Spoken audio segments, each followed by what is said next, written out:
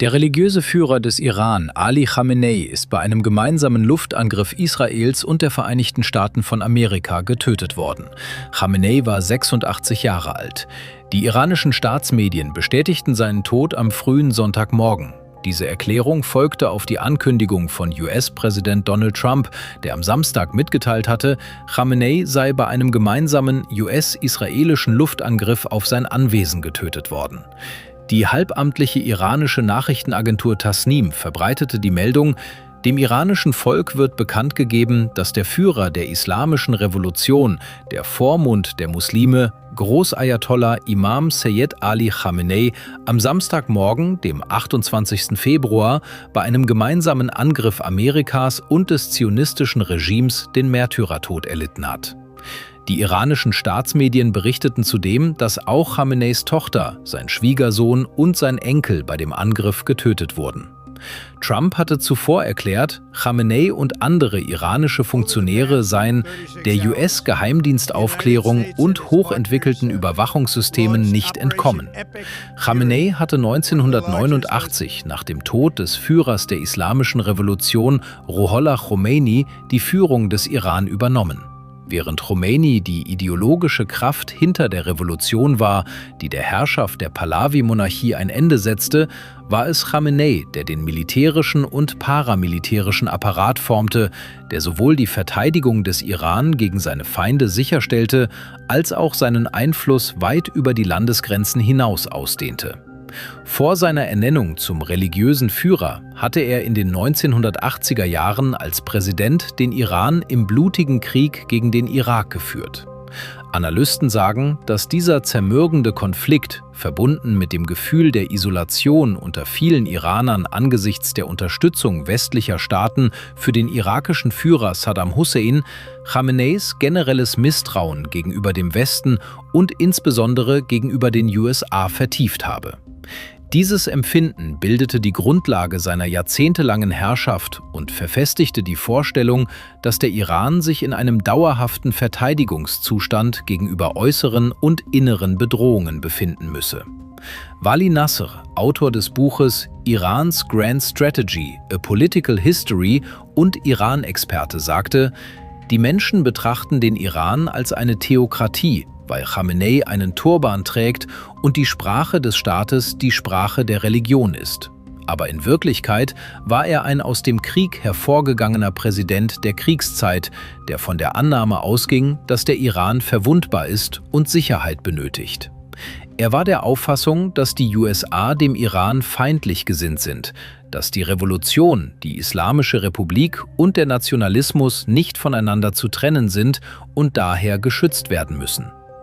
Unter dieser Vision wandelten sich die islamischen Revolutionsgarden von einer paramilitärischen Kraft zu einer mächtigen Sicherheits-, Politik- und Wirtschaftsorganisation, die zum Zentrum des weitreichenden Einflusses Irans in der Region wurde. Khamenei förderte zudem angesichts strafender westlicher Sanktionen eine Widerstandswirtschaft, um die Eigenständigkeit zu stärken, zeigte eine ausgeprägte Skepsis gegenüber einer Annäherung an den Westen und reagierte scharf auf Kritiker, die argumentierten, seine Fokussierung auf Verteidigung behindere dringend benötigte Reformen. Seine Herrschaft wurde jedoch im Laufe der Jahre erheblich auf die Probe gestellt, unter anderem 2009, als Proteste wegen angeblich manipulierten Präsidentschaftswahlen brutal niedergeschlagen wurden, sowie 2022 im Zusammenhang mit Ereignissen rund um Frauenrechte. Die vermutlich größte Herausforderung für seine Herrschaft trat im Januar auf, als durch wirtschaftliche Schwierigkeiten ausgelöste Proteste zu einem landesweiten Aufstand anwuchsen, bei dem viele Demonstrierende offen den Sturz der Islamischen Republik forderten. Die Reaktion der Behörden führte zu einer der gewaltsamsten Auseinandersetzungen seit der Revolution von 1979. Kritiker sahen in ihm jemanden, der den Kontakt zu einer jungen Bevölkerung weitgehend verloren habe, die Reformen und wirtschaftliche Verbesserung statt Isolationismus und anhaltender Schattenkriege mit den USA und Israel anstrebe. Der Iran-Experte Wali Nasr sagte, die Iraner haben für dieses Ausmaß an Beharren auf nationaler Unabhängigkeit einen sehr hohen Preis gezahlt. In diesem Prozess hat der Iran seine Bevölkerung verloren, weil sie nicht mehr an die Weisheit dieser Unabhängigkeit glaubte. 1939 in der heiligen schiitischen Stadt Maschhad im Nordosten des Iran geboren, war Ali Khamenei der Sohn eines bekannten muslimischen Geistlichen und eines aus dem benachbarten Irak stammenden Vaters aserbaidschanischer Herkunft. Khamenei begann seine Ausbildung im Alter von 4 Jahren mit dem Erlernen des Korans und schloss seine Grundbildung an der ersten islamischen Schule in Maschhad ab. Er beendete die weiterführende Schule nicht, sondern besuchte stattdessen theologische Seminare und nahm Unterricht bei seinem Vater sowie bei bekannten islamischen Gelehrten jener Zeit wie Scheich Hashim Ghazvini.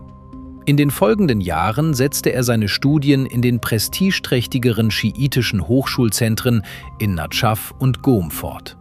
Nach dem Sturz der Monarchie wurde Khamenei zu einer Schlüsselfigur beim Aufbau des neuen Iran.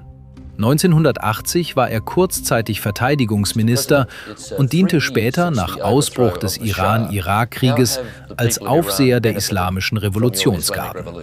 Als leidenschaftlicher Redner erlangte er zudem ein einflussreiches Amt als Freitagsprediger von Teheran. Das Jahr 1981 wurde zu einem Wendepunkt für Khamenei. Nachdem er ein Attentat der Oppositionsgruppe Volksmudschahedin, die nach ihrem Bruch mit Ruhollah Khomeini einen bewaffneten Aufstand gegen die neu gegründete iranische Theokratie begonnen hatte, nur knapp überlebt hatte, verlor er die Fähigkeit, seinen rechten Arm zu benutzen. Im selben Jahr gewann Khamenei die Präsidentschaftswahl und wurde der erste geistliche Präsident des Iran. Khameneis erste Zeit als Ayatollah war von den Bemühungen geprägt, ein Land wieder aufzubauen, das durch den 8-jährigen Krieg mit dem Irak zerrüttet worden war. In dem Konflikt waren mehr als 1 Million Menschen ums Leben gekommen und die Wirtschaft lag in Trümmern. Der Krieg hatte zudem Ressentiments gegenüber der internationalen Gemeinschaft geschürt, da diese weitgehend untätig geblieben war, nachdem der Irak chemische Waffen gegen iranische Streitkräfte und Zivilisten eingesetzt hatte. Noch als Präsident besuchte Khamenei häufig die Frontlinien, gewann so die Loyalität der IRGC und erfasste die Realitäten des Krieges aus erster Hand. Narges Bayoli, außerordentliche Professorin für Anthropologie und Nahoststudien an der Johns Hopkins Universität, sagte, er ist ein Führer, dessen Prägung durch den Irakkrieg erfolgte. Das bestimmte seinen Blick auf Innen- und Außenpolitik. Nachdem er religiöser Führer geworden war, konzentrierte er sich darauf, den militärischen und paramilitärischen Apparat für eine Politik der Belagerung und des dauerhaften Widerstands aufzubauen. Khamenei war zugleich ein Pragmatiker. Beobachtern zufolge war er der Ansicht, dass der Kampf gegen den Westen mit unterschiedlichen Strategien geführt werden müsse. Widerstand leisten, aber wenn nötig auch verhandeln. Im Jahr 2015 kämpfte das Land unter lähmenden internationalen Sanktionen, die wegen seines Atomprogramms verhängt worden waren. Um die innere Stabilität zu wahren und die Legitimität zu erhöhen, erkannte Khamenei die Notwendigkeit an, den wirtschaftlichen Druck zu mindern. So gab er den Verhandlungen des damaligen Präsidenten Hassan Rouhani mit dem Westen grünes Licht, die im Jahr 2015 im gemeinsamen umfassenden Aktionsplan mündeten. Das wegweisende Abkommen, das vom Iran und den Weltmächten unterzeichnet wurde, war darauf ausgelegt, Teherans Atomprogramm im Gegenzug für eine Lockerung der Sanktionen zu begrenzen. Der Iran-Experte Wali Nasser sagte, dies war ein Moment des Pragmatismus. Manchmal erfordert der Schutz des Staates Zugeständnisse. Khamenei entschied sich weder für eine Politik des Friedens noch des Krieges mit den USA. Er war der Ansicht, dass der Iran seine Unabhängigkeit gegenüber den USA wahren müsse, von denen er glaubte, dass sie im Kern gegen den Iran gerichtet seien. Innerhalb dieser Perspektive sei das Atomabkommen mit den USA keine Normalisierung gewesen, sondern ein eng begrenztes Rüstungskontrollabkommen, wie es die USA mit den Sowjets geschlossen haben, sagte Nasser. 3 Jahre nach der Unterzeichnung des Abkommens jedoch zog Präsident Donald Trump die USA daraus zurück und beendete die Annäherung. Während Washington eine neue Reihe von Sanktionen gegen den Iran verhängte, kehrte Ali Khamenei zu einer aggressiveren Haltung zurück, lehnte Verhandlungen mit den USA ab und unterstützte eine schrittweise Verletzung des Abkommens. In den folgenden Jahren erhöhte der Iran die Urananreicherung auf 60%, ein Niveau, von dem aus eine Umwandlung in waffenfähige 90% schneller möglich ist. Der Iran bestand und besteht darauf, dass sein Atomprogramm ausschließlich zivilen Zwecken dient. Khamenei hatte 2003 eine Fatwa erlassen, die die Herstellung, Nutzung und Lagerung von Atomwaffen verbietet. Als die Auswirkungen der westlichen Sanktionen spürbar wurden und die Inflation stieg, brachen 2019 landesweit Proteste aus, nachdem die Regierung beschlossen hatte, die Treibstoffpreise zu erhöhen. Sicherheitskräfte wurden beschuldigt, die Demonstrationen gewaltsam niedergeschlagen zu haben. Nach Angaben von Amnesty International kamen dabei mehr als 100 Menschen ums Leben. Khamenei bezeichnete die Protestierenden als Randalierer und beschuldigte Konterrevolutionäre sowie ausländische Feinde, die Unruhen geschürt zu haben. Unabhängigkeit und Stärke waren nach Khameneis Auffassung auch jenseits der Landesgrenzen erforderlich, um eine Vorwärtsverteidigung aufrechtzuerhalten, die potenzielle Aggressionen oder Übergriffe von Rivalen, darunter die USA und Israel, abschrecken sollte. Dies bedeutete, ein Netzwerk von Stellvertreterbeziehungen zu knüpfen und Waffenwissen sowie Ressourcen an eine Gemeinschaft von Verbündeten außerhalb des Iran zu übertragen. Die Achse des Widerstands, Khameneis einflussreichstes strategisches Projekt. Der maßgebliche Architekt dieser Strategie war Qasem Soleimani, ein loyaler Unterstützer Khameneis und Kommandeur der Quds-Brigaden, des Elitezweigs der Islamische Revolutionsgarden, der vor allem für Auslandseinsätze zuständig war. Soleimani wurde 2020 von den USA bei einem Attentat getötet. Das Bündnis umfasste die Hisbollah im Libanon, den ehemaligen syrischen Präsidenten Bashar al-Assad, die Hamas in Palästina, die Houthi im Jemen sowie bewaffnete Gruppen im Irak. Die Achse begann jedoch zu zerfallen, nachdem die Hamas am 7. Oktober 2023 den Süden Israels angegriffen hatte. Israel begann daraufhin einen Krieg im Gazastreifen, bei dem mehr als 70.000 Menschen getötet und große Teile der palästinensischen Gebiete in Trümmer gelegt wurden. In dem Krieg wurden zahlreiche ranghohe Hamas-Führer getötet. Israel griff zudem die Hisbollah im Libanon an und tötete dabei mehrere führende Mitglieder ihrer Führung, darunter Generalsekretär Hassan Nasrallah. Im Dezember 2024 wurde anschließend das Regime von Bashar al-Assad in Syrien von Rebellenkräften gestürzt. Der Korridor über Syrien, den der Iran zur Versorgung der Hisbollah genutzt hatte, war damit nicht mehr nutzbar. Mit der Schwächung der iranischen Verbündeten nutzte Israels Ministerpräsident Benjamin Netanyahu, der seit Jahrzehnten auf einen Angriff auf das iranische Atomprogramm drängte, den Moment. Am 13. Juni 2025 griff die israelische Armee mit Wissen der USA den Iran an, tötete Dutzende ranghohe Kommandeure und führende Nuklearwissenschaftler und traf mehrere Nuklearanlagen sowie zivile und militärische Infrastruktur. Israel argumentierte, der Angriff solle verhindern, dass der Iran Atomwaffen produziert, obwohl sowohl der US-Geheimdienst als auch die Internationale Atomenergieorganisation in separaten Einschätzungen zu dem Schluss gekommen waren, dass Teheran nicht dabei sei, Atomwaffen herzustellen. Der Angriff erfolgte zu einem Zeitpunkt, als Teheran gerade Verhandlungen mit Washington über sein Atomprogramm führte. Der Iran reagierte mit einem Raketenhagel auf Tel Aviv. Es folgte ein nahezu zweiwöchiger umfassender Krieg, der seinen Höhepunkt erreichte, als die USA bunkerbrechende Bomben auf 3 zentrale Nuklearanlagen abwarfen. Während Israels Ministerpräsident Benjamin Netanyahu damit drohte, Ali Khamenei zu töten, forderte Donald Trump eine bedingungslose Kapitulation. Lähmende Sanktionen trafen die Wirtschaft des Landes schwer. Ende Dezember entwickelten sich Proteste, die nach einem Währungszusammenbruch begonnen hatten, zu einem landesweiten Aufstand, der das Ende von Khameneis Herrschaft forderte. Dies führte zur brutalsten Repression seit Jahrzehnten. Iranische Behörden erklärten, mehr als 3000 Menschen seien getötet worden, während eine in den USA ansässige Menschenrechtsgruppe die Zahl mit über 7000 angab.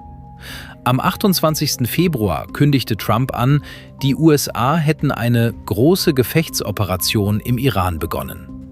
In seiner Rede machte der amerikanische Präsident ausdrücklich deutlich, dass die USA einen Regimewechsel anstrebten. Zum Abschluss seiner Ansprache am Samstagmorgen wandte sich Trump an das iranische Volk und sagte: Die Stunde eurer Freiheit rückt näher. Wenn wir fertig sind, übernehmt eure Regierung. Es wird in eurer Hand liegen. Das wird wahrscheinlich eure einzige Chance seit Generationen sein. Er sagte, er sei bereit zu tun, was kein früherer amerikanischer Präsident getan habe. Mal sehen, wie ihr reagiert. Feier oder Trauer? Khameneis Tod löst in Iran gegensätzliche Gefühle aus. Während einige den Tod des Führers offen betrauerten, zeigen Videos nach der gewaltsamen Niederschlagung im Januar auch jubelnde Reaktionen. Im Iran gingen angesichts des Endes der fast 4 Jahrzehnte währenden Herrschaft des ranghöchsten Geistlichen Feier und Trauer nebeneinander einher. Eine außergewöhnliche öffentliche Reaktion auf den Tod des religiösen Führers Ayatollah Ali Khamenei. Auf den Plätzen Teherans versammelten sich Menschenmengen, um des Führers zu gedenken, riefen Parolen und trugen Transparente mit seinem Bild. Doch in sozialen Medien weit verbreitete Videos zeigten auch Menschen, die nach Bekanntwerden seines Todes feierten, tanzten, Autohupen ertönen ließen und Feuerwerkskörper zündeten. Einige Familien traten auf Balkone, um ihre Freude zu teilen. Die gegensätzlichen Reaktionen spiegeln die tiefen Spaltungen in einem Land wider, das vom plötzlichen Tod eines Führers erschüttert wurde, der 36 Jahre lang geherrscht hatte. Nach Angaben der in den USA ansässigen Menschenrechtsgruppe Harana wurden bei den Protesten verifiziert mehr als 7.000 Menschen getötet, während mehr als 11.000 weitere Todesfälle untersucht werden. Zehntausende weitere Menschen wurden festgenommen oder verletzt. Tausende Menschen, die sich im Zentrum der iranischen Hauptstadt versammelt hatten, trauerten um Khameneis Tod. Auf Bildern aus Teheran war zu sehen, wie Trauernde schwarz gekleidet auf einem Platz zusammenkamen, viele von ihnen weinten. Einige riefen auf dem Engelab-Platz „Tod für Amerika" und „Tod für Israel". Viele schwenkten iranische Flaggen und trugen Bilder Khameneis. In London und Manchester wurde nach Angriffen auf das Regime gefeiert. Die Diaspora hofft, dass der Tod von Ali Khamenei Wandel und Frieden bringen wird. Doch die Sorgen um die Zukunft des Iran bleiben bestehen. Als am Samstagabend im gesamten Nahen Osten Bomben fielen und sich Gerüchte über den Tod des langjährigen Ayatollahs Ali Khamenei verbreiteten, verwandelten sich die Straßen im Norden Londons in eine Art Feier. Tausende Feiernde füllten die Finchley Road, die wegen der großen iranischen Gemeinschaft oft als Little Teheran bezeichnet wird. Sie schwenkten Flaggen, meist die Flagge mit Löwe und Sonne, die vor der Islamischen Revolution von 1979 die Staatsflagge Irans war. Und deine täglichen Weltnachrichten.